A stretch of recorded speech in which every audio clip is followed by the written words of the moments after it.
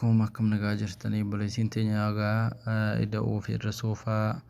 لبرسيسيتي ترتي هندي كينيا هورا كان برانا جوالا كينيا راكا كمنولي أكت فايدة منوسن أغرسيسا ورا كان هنكمنا سوقا كيسا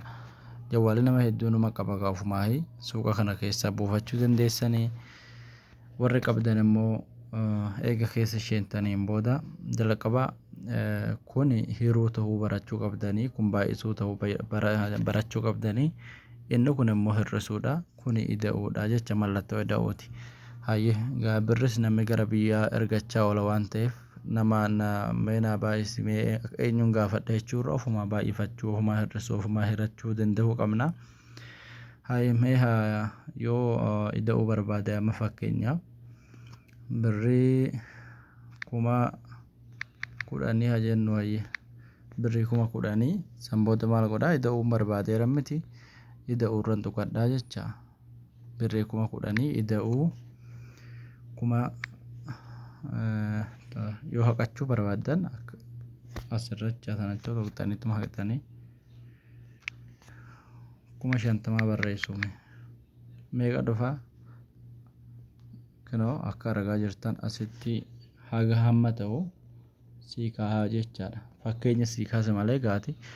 maallaqoota hedduu akka fifeetti idaachuu dandeessa armatti sii dhufa yoo kabiraatti dabaluu barbaadillee ida'uu magoota hayye yoo hir'isuu godhuu barbaadde immoo as keessa maallaqa kanarraa yoo namaa irraa kennuu barbaadde raate jechaadha kinoo asirratti hir'isuu jira hir'isuu godha fakkeenyaaf kuma 60 kana jechaadha asin tuqadhamee sumaaruma gadii kanan tuqadha ani qarshii kuma 60 qabaa jecha kanaafuu namaaf qarshii kuma 5 irraa kennuu barbaade ishii tanaan itti tuqadhaa jecha hir'isuu waan taateef hir'isuu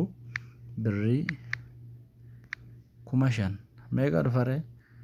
kuma 55 itti naa bu'aa jecha ati kun kanaan ofumaa keetii hir'ifachuu dandeessaa idaachuu dandeessa qarshii keetii jechaadha baay'isuu barbaaddes fakkeenyaaf 5 baay'isuu 5 yoo jenne 25 dhufaa baay'isuu yaa isa kana kan isin galoo qabu hir'isuu hiruun immoo hiruun kana